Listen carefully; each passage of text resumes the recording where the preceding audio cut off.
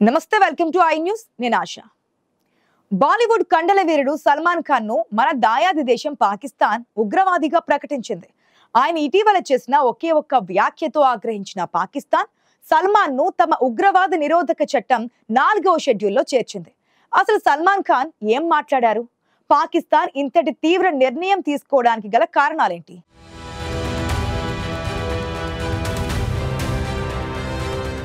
Biggest controversy in Bollywood and Pakistan politics. Salman Khan now declared a terrorist by Pakistan. Pakistan Anti-Terrorism Act 1997 లోని 4th schedule లో సల్మాన్ పేరును add చేశారు.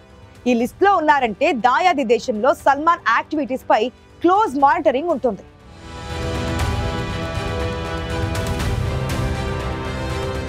ఈ dramatic decision Riyadh లో జరిగింది. Joy forum 2025 లో షారుఖ్ ఆమిర్ తో కలిసి సల్మాన్ పార్టిసిపేట్ చేశారు. అక్కడ ఆయన హిందీ సినిమాల గ్లోబల్ రీచ్ గురించి మాట్లాడారు. అప్పుడే ఆయన పాకిస్తాన్ లో భాగమైన బలూచిస్తాన్ ను ఒక ప్రత్యేక దేశంగా ప్రస్తావించారు.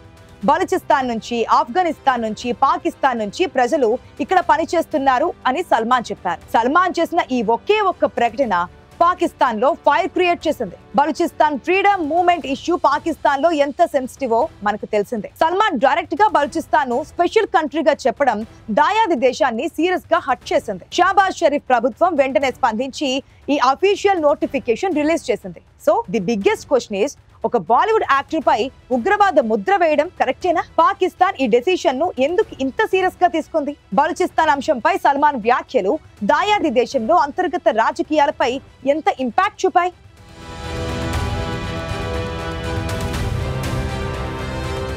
ఈ political and filmy drama international లెవెల్లో బిగ్ టెన్షన్ క్రియేట్ చేసింది. మొత్తానికి సల్మాన్ ఖాన్ చేసిన ఒకే ఒక్క వ్యాఖ్య ఆయన్ను అంతర్జాతీయ ఉగ్రవాద జాబితాలో చేరేలా చేసింది.